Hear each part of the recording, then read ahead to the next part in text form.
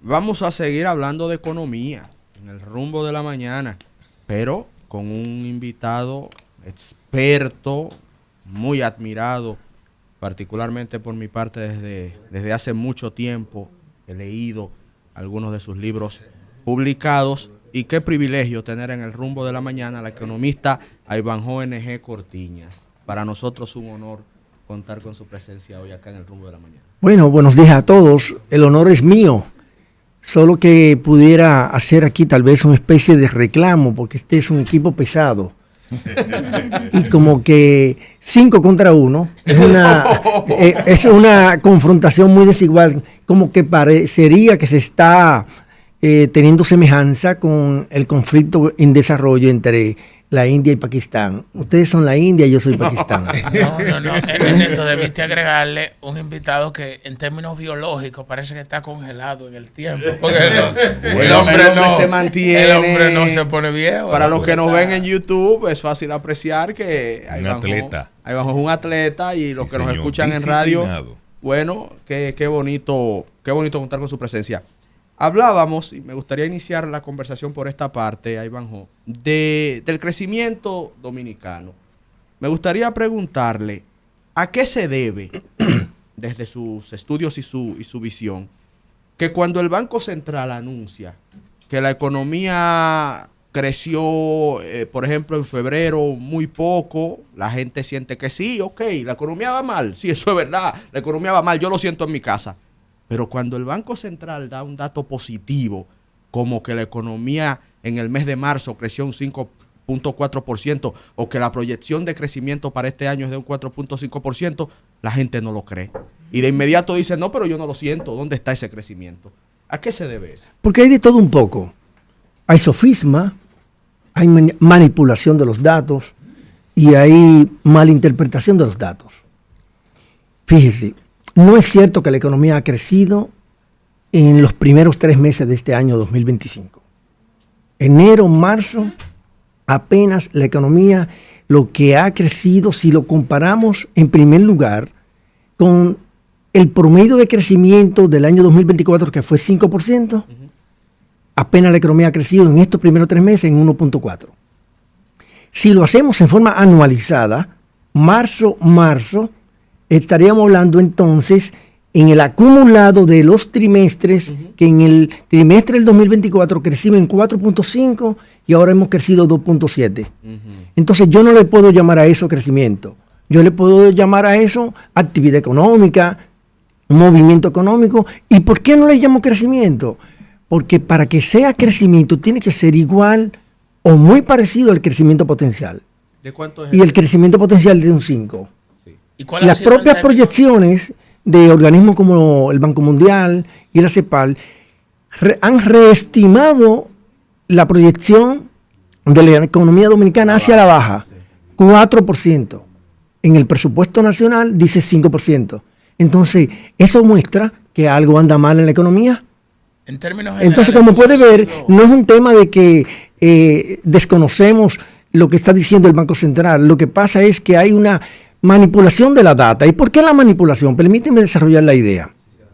Si usted compara el índice, ¿cómo se calcula la tasa de crecimiento del PIB? Se calcula en base al IMAE, que es el índice de la actividad económica.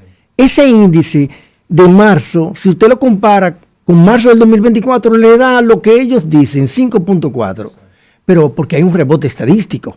Pero si usted lo compara con el índice del 2024, cuando cerró la economía, le da el 1.4 que le estoy diciendo. Y si lo compara con febrero, que sería el crecimiento intermensual, entonces es grave la situación. Porque la economía lo que ha, en vez de crecer, lo que ha decrecido en menos 3.3%. Abunda un poco con lo del rebote estadístico, por favor. Bueno, usted sabe que el rebote estadístico es una expresión que la economía, la estadística le ha tomado prestada al basquetbol. Es como, y para que se pueda entender, es cuando usted compara algo grande con algo pequeño. Y entonces cuando compara algo grande con algo pequeño, obviamente el dato relativo, que es la tasa de crecimiento, se muestra grande. Un mayor, claro. Fue lo que pasó con el COVID. Sí, y con la economía durante el tiempo del COVID y con muchas otras variables. De manera que por eso yo estoy analizando el tema desde el punto de vista interanual, que es el que ofrece el Banco Central, una manipulación de la data. Lo estoy comparando con el punto de vista intermensual, que es comparar marzo contra febrero del 2025. Y lo estoy comparando marzo del 2025 contra diciembre del 2024, que es donde la economía cerró. Por lo tanto, yo estoy siendo tal vez más ambicioso que el Banco Central. Ahora bien, también es bueno ver la serie estadística del trimestre, porque tomar un solo mes no es representativo de lo que puede ser una tendencia en el desempeño económico, de la actividad económica. ¿Se lo puedo mostrar, Sabiñón? Esa tendencia de los 3 meses. Aquí lo traje para no caer en la especulación. Mire, mira, enero del 2025, índice de la actividad económica, el IMAE, 125.5. Febrero del 2025, estamos hablando de tendencia a corto plazo. Sí. 130.4. Marzo de 2025, la más reciente, no hay otra. 126.1. Observe, 126.1 por debajo de 130. 126 comparado con 125, no hay movimiento, porque es 125.5 versus 126.1, no hay movimiento. La tendencia de corto plazo es a un estancamiento de la economía dominicana. ¿A qué usted le atribuye ese estancamiento de la economía dominicana? Y quisiera que lo comparara como en términos generales de lo que ha sido la administración del presidente Abinader. Y en segundo lugar, si se manipulan los datos, o sea, no sé si esa manipulación se le atribuye al Banco Central o se le atribuye quizás a la interpretación que le puedan dar algunas personas de esos datos, porque son las mismas autoridades monetarias que estaban en los gobiernos del Partido de la Liberación Dominicana. Lo que pasa es que las autoridades monetarias, así como las fiscales, hacen economía política. Y usted sabe que la economía política es justo para eso, para darle una interpretación a las políticas públicas, dependiendo de quién está pichando, ¿no? Entonces, ahora, en este caso, la narrativa que he escuchado en este programa y la que aparece en los diarios nacionales, incluso en espacio pagado, es la del Banco Central. Entonces, claro, no es una manipulación de quienes están interpretando el dato. Es una interpretación o una lectura, más que interpretación, de lo que ha dicho el propio Banco Central en su espacio pagado. Ahora, yo me fui más lejos y por eso no me quedé con el cuadrito que ellos presentan, en donde comparan marzo del 2024 con marzo del 2025. Yo cogí su propia serie histórica que está publicada en su web, que es la que acabo de mostrarle a Sabiñón. Y la cosa es más grave cuando usted compara sectores tan importantes como, ¿cuál es el principal motor de la economía dominicana en términos productivos? El turismo. ¿Y cómo se ha comportado el turismo en este año 2025? Peor no puede ser. No sé, porque el ministro cada rato da buenas noticias. Planteó que hay un incremento en la llegada de turistas, sobre todo reforzado por los cruceristas, que son 1 millón. Turismo azul. Turismo azul. No, fíjese que no ha sacado mucho la cabeza en los últimos 2 meses, justo por eso. Porque los datos no le favorecen. El ministro la más positivo. Sí, y usted lo acaba de decir. Lo malo que lo diga el otro. Usted lo acaba de decir muy juiciosamente, Sabiñón. Los cruceristas han inflado, ¿no? Porque ha habido yo diría que un uso conceptual de las cifras sobre turismo. No, pero el banco lo explica en el se vio obligado de marzo. Se vio obligado porque por qué la llegada de extranjeros ha disminuido, sobre todo de Canadá, Estados Unidos, que son los principales orígenes, y el que lo lee, aunque como tú dices, se da una redacción positiva, pero el que lo lee se da cuenta que el banco está diciendo que ha disminuido la llegada de turistas extranjeros. Y que el turismo de crucero es el que te deja menos dinero por turista de todos los tipos de visitantes. Sí, porque no hay alojamiento. Sí, pero por eso no es turista, porque para ser turista tiene que pernoctar. Y dura un día, exacto. Aquí usted quedó pendiente la pregunta, y sé que vamos con Aníbal. la que usted le atribuye entonces esas bajas tasas de crecimiento de la economía dominicana, o sea, en términos generales en el gobierno del presidente Abinader? Varios factores causales. Yo atribuyo en primer lugar a la tasa de inversión pública más baja de la historia de la República Dominicana. Eso es así. Oiga bien, de 100 pesos que gasta el gobierno, para este 2025 debería gastar, conforme al presupuesto, casi 13 pesos. ¿Usted sabe cuánto ha gastado en los primeros 4 meses de este año, ya cerrando abril? Apenas 8 pesos con 50 centavos. Entonces, la inversión pública marca el ritmo de la inversión privada en un país como la República Dominicana, por un sinnúmero de razones que se pudieran argumentar.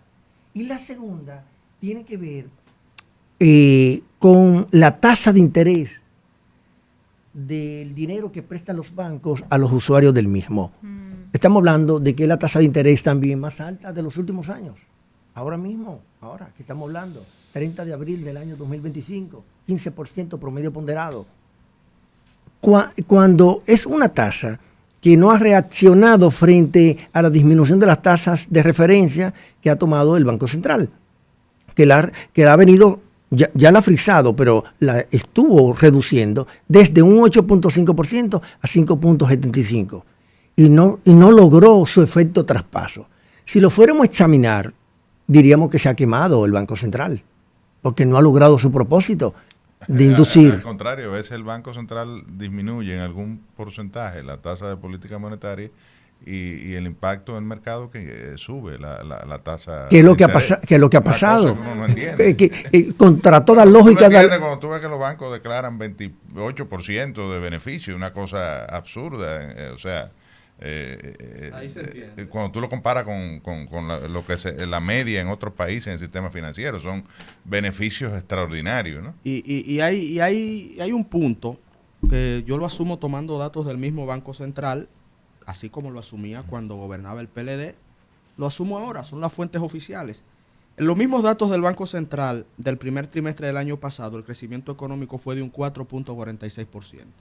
Terminamos creciendo un 5% como economía. Los mismos datos del Banco Central de hoy hablan de una ralentización, que lo mencioné en mi comentario, 2.7% de crecimiento en el primer trimestre. Si tú lo comparas con el crecimiento del primer trimestre del año pasado, es un 40% menor. Está ahí. El mismo Banco Central está reconociendo una ralentización económica. El asunto viene en cómo uno interpreta los datos y cómo se manejan. A Ivanjo, me gustaría que nos comentara sobre el tema del dólar. Muchos dominicanos y dominicanas no entienden lo que pasó. Tuvimos una tendencia alcista hace apenas un par de semanas y de buenas a primeras, un dólar que llegó casi a 64 por 1. Y de buenas a primeras vemos que inicia una tendencia a la depreciación del dólar frente al peso dominicano, que lleva la moneda hoy a la tasa de cambio a un 59, cerca de 60 por 1. ¿Qué es lo que ha sucedido con la tasa del dólar? Mire, cuando la tasa de cambio estuvo aumentando y la depreciación del peso dominicano se situó hasta en un 7% en los primeros meses de este año, 3 meses y tal vez una semana.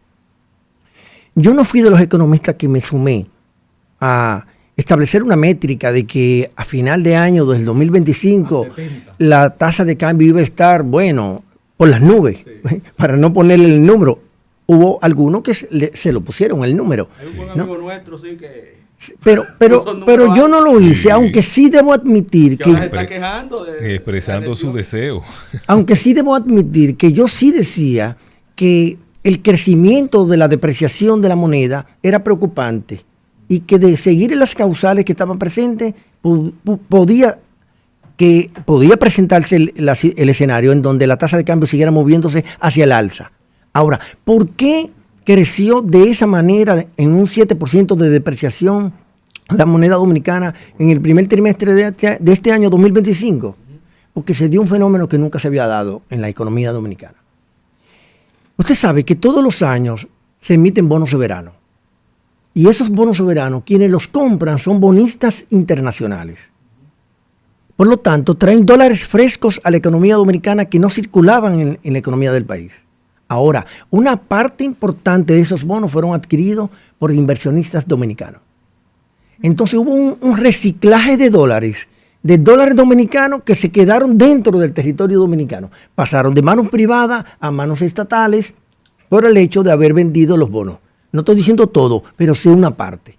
¿Eso qué hizo? Una demanda de dólares inusual de parte de los que tenían apetito por comprar los bonos soberanos dominicanos, pero colocados en mercados internacionales, demandando dólares en el mercado local y lo utilizaban para comprar. Entonces, de ahí que las reservas internacionales aumenten.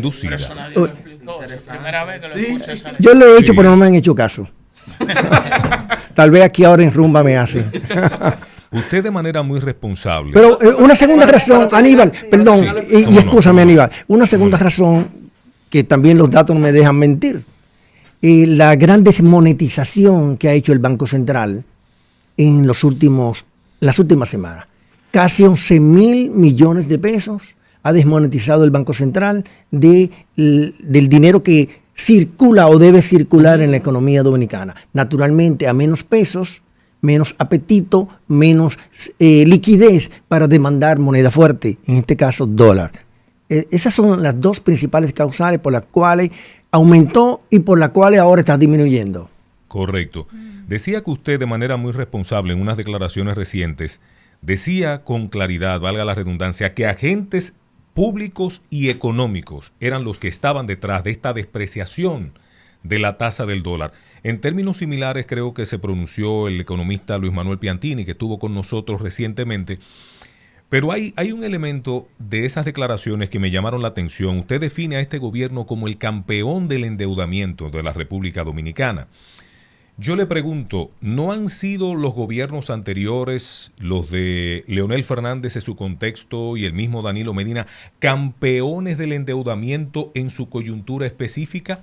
Y le agrego, si en este nivel de endeudamiento tiene que ver el que recién comenzado el gobierno, bueno, yo creo que desde antes, porque fue para marzo del 20, si mal no recuerdo, que irrumpió la pandemia del COVID-19.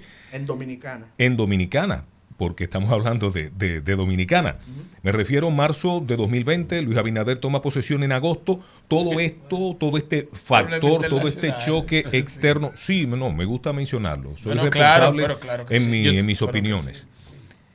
¿No tiene que ver este hecho de la pandemia del COVID-19 que ver con ese disparo del endeudamiento externo? Mira, un poco para justificar y explicar por qué yo digo, enfatizo y reitero aquí que este es el gobierno campeón en endeudamiento público. Bueno, porque cuando uno puede ser campeón, cuando uno gana. Y hay una sola medalla aquí. No hay bronce, no hay plata, aquí hay oro.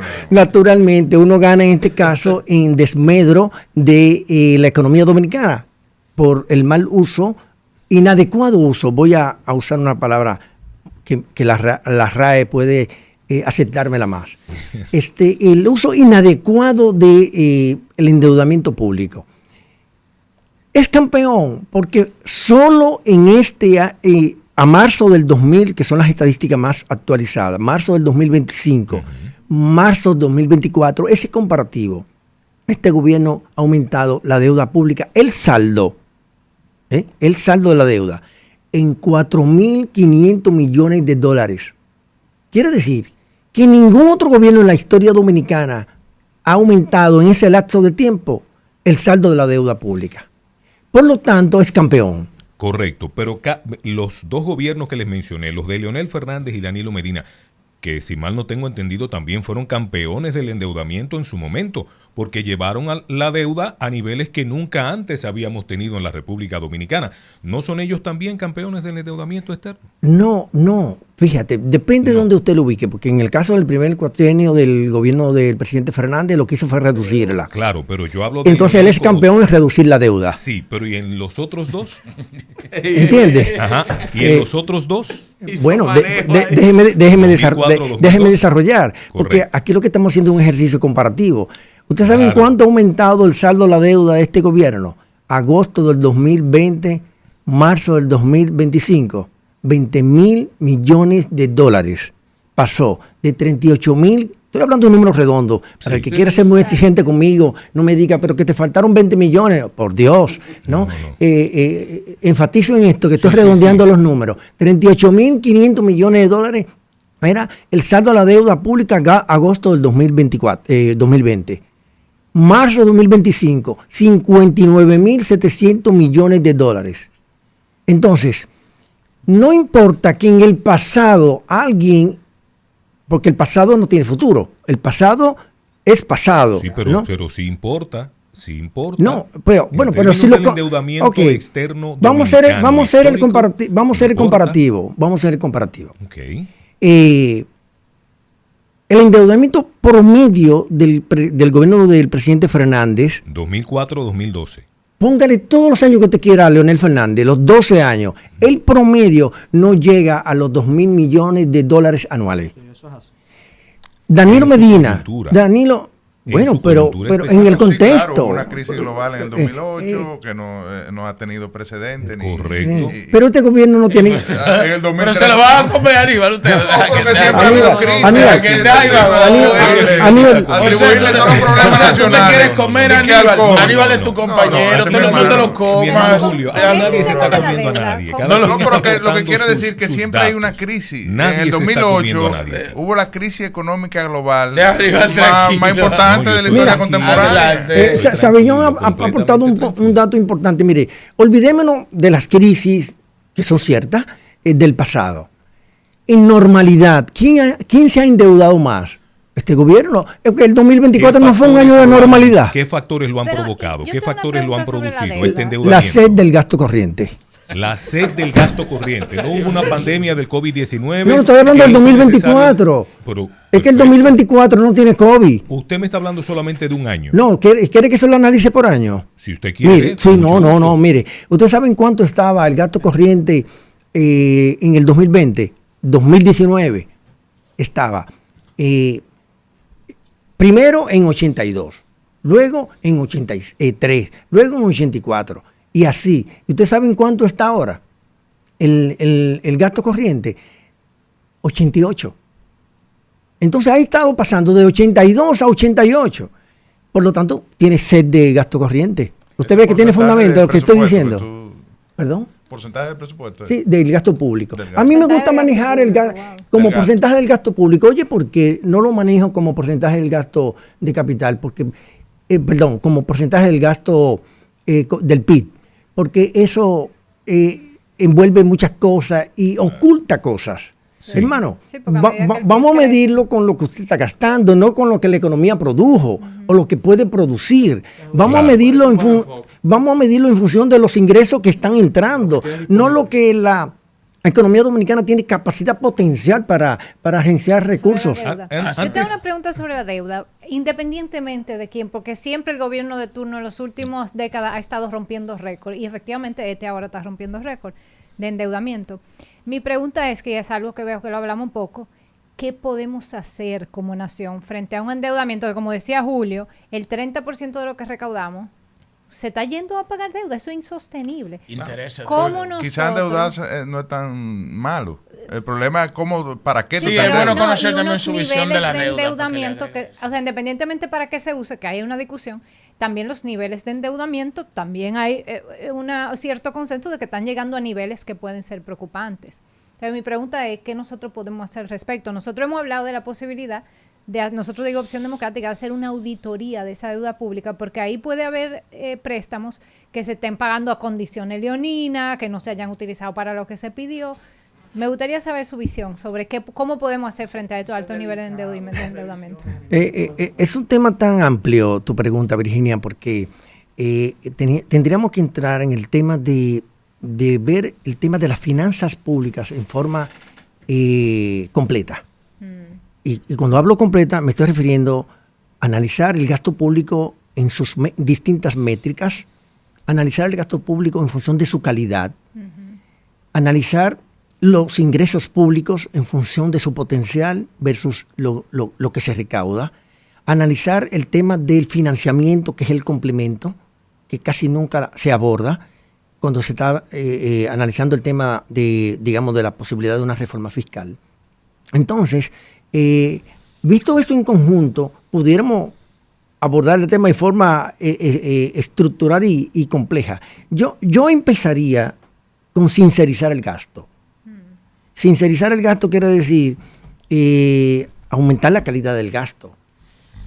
Y aumentar la calidad del gasto no significa de que decir en forma absoluta de que aumentamos el gasto público en gasto social, porque ayer destinábamos 420 mil millones de pesos y ahora destinamos 440 mil. Bueno, como que luce que aumentamos el gasto social. Por ahí que anda la narrativa oficialista. No, veámoslo como porcentaje del gasto público total. Y verán que en este gobierno el gasto social se ha reducido de 46-47 que estuvo en los años más recientes, antes de este gobierno, a 44.5% ahora. Entonces estamos hablando que ha disminuido la calidad del gasto. ¿Te das cuenta? Y bueno, y pudiéramos seguir exprimiendo lo de la calidad y enfocarlo desde otra perspectiva, pero bueno, tal vez el programa sería muy técnico para abordarlo desde esa perspectiva. Sí, quería aprovechar, Ivanhoe, usted se refería ahorita, y retomo un poco el tema, al que usted define como el bajo nivel de inversión de capital. ¿Cuáles son los factores que desde su punto de vista inciden en esa baja inversión de capital? Es un tema de visión que tienen las autoridades. ¿En qué sentido? Las autoridades no tienen como prioridad el gasto de capital. ¿Por qué? Bueno, porque tienen otra visión, la visión de aumentar el gasto corriente, de gastar 11 mil millones de pesos en publicidad, por ejemplo, como fue en el año 2024, el más alto de la historia. Este gobierno no es solamente campeón en endeudamiento, es campeón en invertir menos, es campeón en gastar más. ¿Usted sabe cuánto ha gastado este gobierno ya casi en lo que va de gestión hasta estos días? 5 billones de pesos. En la historia nadie ha gastado tanto dinero en tan poco tiempo. ¿Y qué patrimonio público de obras públicas puede decir el país que vamos a heredar, recibir de la inversión pública? Poco. Yo diría, yo acuñé en campaña un poco para caricaturizar lo que quería decir, que este gobierno va a entregar una obra y media. A Ivanhoe, yo quiero hacerle dos preguntas. Primero, con relación al déficit fiscal, ¿verdad? Siempre se hacen unas comparaciones con los distintos gobiernos. Este año se proyecta, tengo entendido, como un 3%, si la memoria no me falla. Y mucha gente del gobierno lo ha comparado, por ejemplo, con el déficit fiscal que dejó el expresidente Fernández, que fue de casi un 7%. De hecho, aquí salió la gente a las calles a protestar y una serie de cosas. Eso motivó que el expresidente tuviera que dar una explicación hablando de factores externos que motivaron ese déficit fiscal histórico que había registrado nuestro país.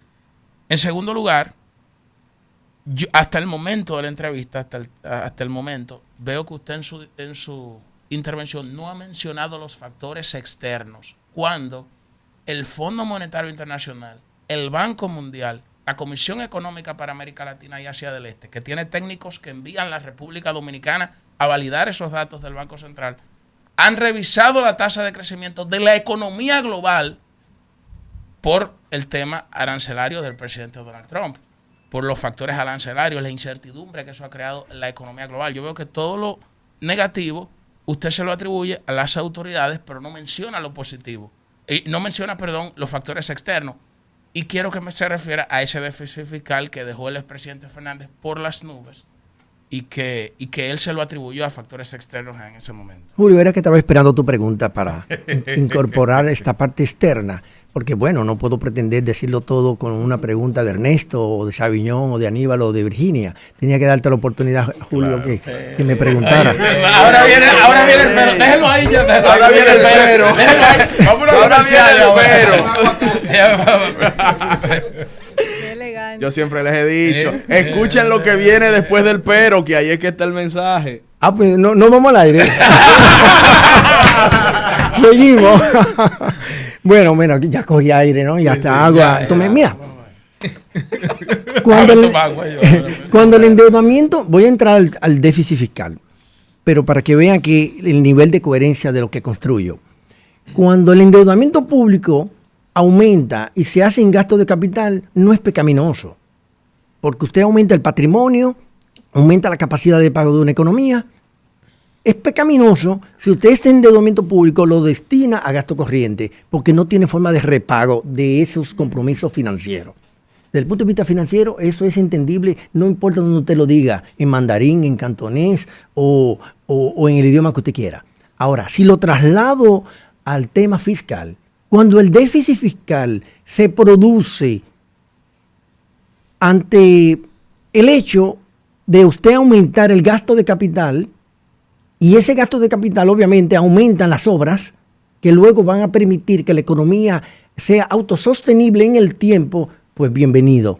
¿Usted sabe de cuánto fue el gasto de capital en el año 2012? Justo cuando usted señala del déficit fiscal, que corrijo, no fue 7%, fue alrededor de 6%. Yo dije casi un 7%. Ah, bien. Dije casi un 7%. Bueno, y está bien, no vamos a pelear, no vamos a pelear. El presidente Abinader. Y también quiero que le agregue lo del periodo electoral. No vamos, esos cuartos se gastaron en el periodo electoral. No vamos a pelear, por poquito. Los datos también. Está bien. Supongamos que sea 7%. No, 6,6. Tránscense ahí, 6.5. Póngale el número que usted quiera. ¿Usted sabe de cuánto fue el gasto de capital para ese entonces? 22%. Solamente cuando Balaguer se gastaba así. Después nadie, ni siquiera en el mismo periodo. Contextualícelo eso. Sin endeudamiento, o con poco endeudamiento. Agrégale el proceso electoral. Escúchame, para hacer también y agregarle la responsabilidad ahí. Julio. La mayor parte de ese dinero se gastó en el proceso electoral. O sea, lo estoy poniendo para ponerlo en contexto. Yo no digo que esté mal ni esté bien. Yo comparto esa visión del déficit. Lo que pasa de hecho, yo he dicho que el gobierno tiene que incrementar el déficit, coger cuarto y desarrollar una política de infraestructura agresiva. Julio, yo comparto esa visión. Lo que pasa, pero ahora para ponerlo en contexto. Ahí. Sí, lo que pasa es que el contexto, permítemelo, como usted fue que formuló la pregunta, debió decirlo cuando me la formuló. Yo estoy ahora respondiendo. Pero esto va sobre la marcha también. Yo también tengo el derecho a ir. No, totalmente. Porque esto no es un monólogo, es una conversación dinámica. No lo pretendo. Usted tiene 3 horas hablando y yo le hago una pregunta normal. Yo tengo 3 horas hablando. ¿Cómo vamos a terminar el programa? No. Queremos invitar, queremos que usted hable. Pero yo tengo el derecho también Julio, a hacer una intervención. Yo tengo el derecho. No, yo no te lo estoy quitando, Julio. Lo que pasa es que tú tienes la oportunidad de hablar todos los días aquí. Y yo no tengo la oportunidad de hablar todos los días aquí. Ernesto y usted del equipo me lo han dado por tal vez media hora, 45 minutos. Entonces, déjame hablar. Porque tú me formulaste una pregunta. Sus opiniones. Tienes razón, porque queremos escuchar sus opiniones. Por eso le invitamos. Vamos a escuchar ahí. Ok, voy a tratar de mis neuronas conectarla. Mira. Te decía que el 22% o tal vez más del gasto público total se destinaba a gasto de capital. Por lo tanto, se justifica el déficit fiscal, conectándolo con lo que te había dicho anteriormente con el tema de la deuda pública y el gasto de capital también. Luego, ¿cómo estaban los precios y cómo estaba la situación económica mundial para aquel entonces, 2011, 2012? Los precios del barril de petróleo de los más altos en la historia. Una crisis financiera internacional que empezó a derivarse a partir del 2008 con la crisis de los subprime. Entonces, para evitar que la recesión económica tocara a la economía dominicana, entonces, ¿qué hicimos nosotros? Lo que la receta económica indica, aumentar el gasto público, que es la teoría que por iniciana. Por eso Danilo dijo que encontró un maletín lleno de facturas. No. Yo creo que ya decía que el gasto de capital de Leonel es el más alto de la historia y con ese se puede pagar no solamente la factura del Estado, sino las facturas personales. Eso no fue lo que escuché del expresidente Medina cuando cogió el poder, que lo dijo, que encontró un maletín lleno de facturas y que la mayoría de esos cuartos se gastaron en la campaña electoral. Pero bueno, eso es otro tema. Ahora, quería referirme al tema para que él ganara. Al tema de para que él ganara, o si no gana. Pero lo estoy poniendo en contexto. Pero lo estoy poniendo en contexto, no, porque él se benefició, pero yo aquí estoy buscando el hecho informativo, la información objetiva. Y también él dijo, Julio, porque yo estaba al lado de Leonel y Danilo cuando lo dijo, ahí en la Casa Nacional, debajo de la mata de Limoncillo. Cuando se anunció el triunfo, él dijo, y le puso la mano, si no hubiera sido por Leonel Fernández, no gano. Pero una cosa no obvia la otra. No, estoy Estamos hablando de diciendo... economía, Estoy diciendo la política y estaba acusando al Banco Central de que hace economía política, pero ahora usted está metiendo la política. Fíjate la contradicción. No me contradigo, porque fíjate, claro, justo mi sexto... está metiendo la política y los factores internacionales cuando le conviene, porque le pregunté también sobre los factores internacionales actuales. Julio. Los principales economistas, New York Times, The Economist, todos los de la prensa internacional hablan sobre los factores arancelarios y la incertidumbre que provoca la revisión de las tasas de crecimiento de los órganos financieros internacionales. Y usted quisiera conocer su opinión al respecto. Sí, bueno, porque no ha hablado de eso. Y eso es que no me has dejado, porque es que tú entras en detalles internos y externos, entonces no me dejas articular, entonces yo no sé por dónde abordar tu respuesta. Porque pero bueno, tú eres el que establece las reglas del juego aquí. Pero hay un tema arancelario. Vamos a organizar esta entrevista porque se trata de entrevistar al entrevistado, ¿verdad? Valga la redundancia. Hay una situación que... Ahora, yo no repito ni leo lo que dice el The New York Times, el The New Economist o Financial Times. Yo hago mis propios análisis. Yo sí lo leo, lo estudio, lo repito y de ahí saco mis propios... Bueno, tal vez lo lees, pero estudiarlo no, porque tú no eres economista. Bueno, yo hice varios años de economía. Bueno, pero no eres economista. Yo hice varios años de economía y a mí me dieron clase Mukien Sanben, ella es historiadora, No, el hermano de Mukien Sanben, Miguel Sanben, a mí me dio economía política precisamente. Y yo leo muchos libros de economía y yo tengo muchos años leyendo y estudiando economía. Y los temas que yo vengo a abordar aquí, precisamente, yo los estudio antes de venir para acá y yo los consulto. Y yo consulto muchos economistas y consulto muchas cosas y yo estudio mis temas. A mí con esa no me puede venir porque yo no vengo aquí a repetir como un papagayo cosas que yo no comprendo. Esa no se la puedo dejar pasar. Bueno, continuamos con la entrevista. Y le exijo respeto también a usted, si quiere que lo respete. Estamos bajo la base del respeto. Presidente... No, él no me respetó con lo que dijo ahí. Yo respeto al que me respeta. Pero... Está bien, yo lo voy a dejar ahí. Tranquilo. El presidente Donald Trump ha tomado una decisión que parte de una visión sobre cómo apoyar a la industria norteamericana, ¿no? Pero que ha generado un impacto global de dimensiones que aún está por verse.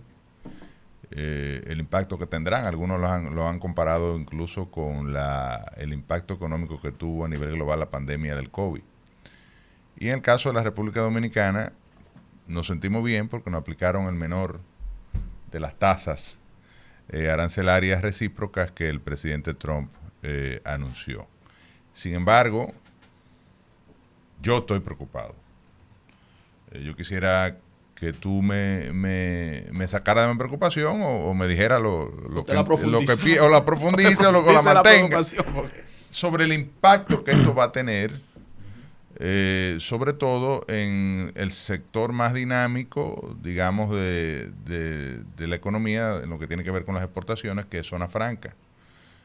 Y el otro elemento es la atracción también de inversión extranjera, una gran proporción de ella que va al sector de zonas francas. Es decir, ahora las exportaciones, y bueno, y las nacionales también, que han venido disminuyendo en el tiempo, lamentablemente, dándole paso ya a la actividad que se desarrolla en el sector de zonas francas, pero cómo esto puede impactar el desempeño del sector exportador dominicano.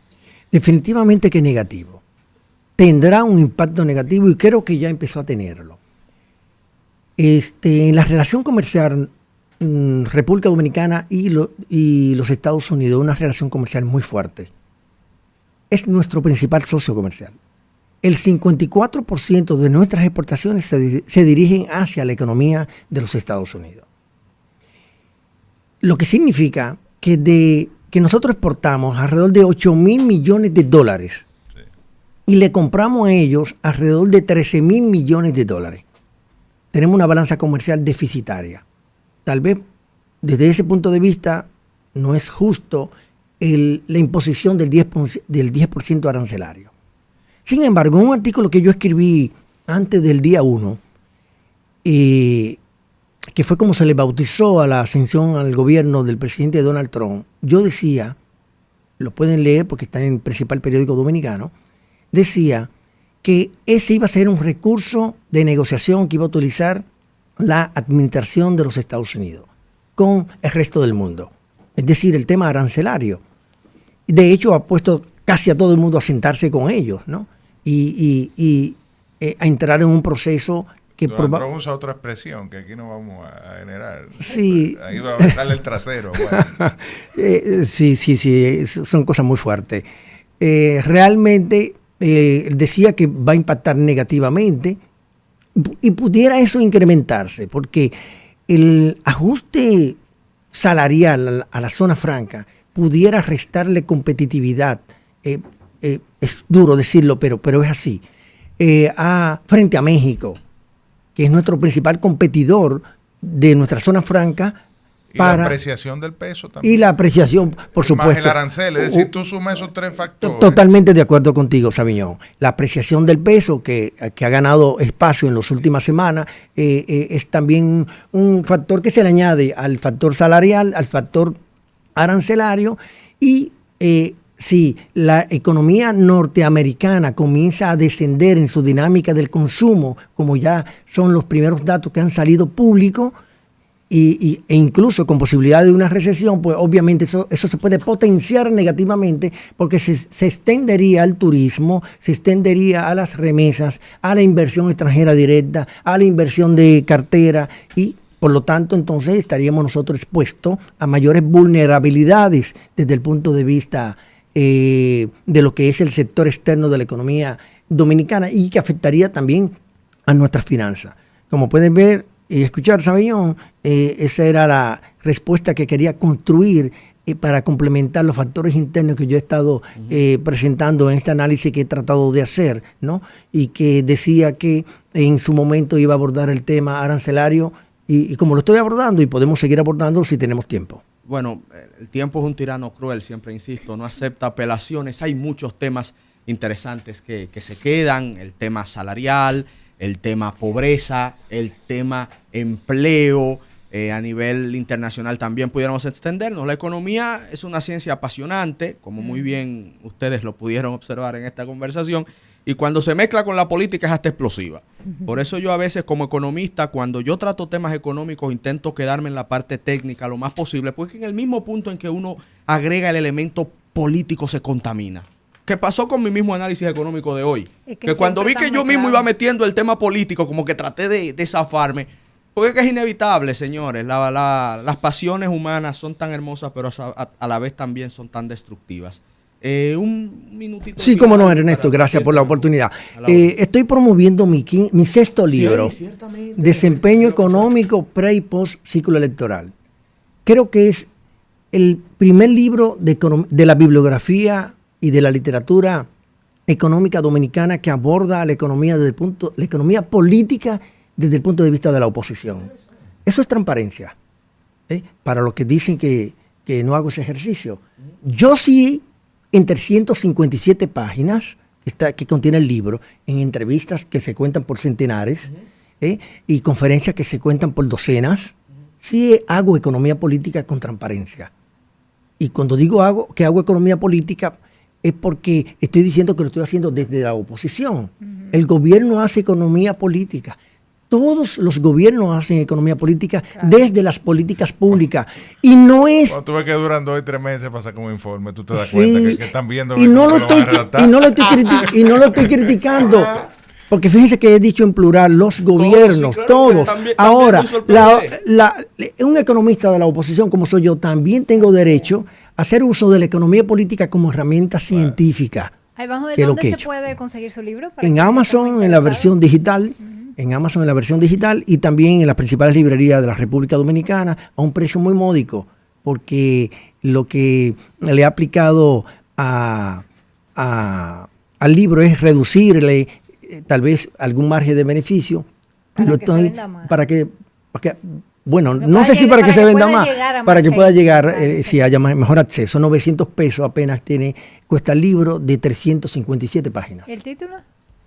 Desempeño económico pre y post ciclo electoral. Excelente. Muchísimas gracias, Ivanhoe. Continúen con el rumbo de la mañana. Aún hay mucho más. Señores, este programa lo tiene todo. Más adelante. El rumbo de la mañana.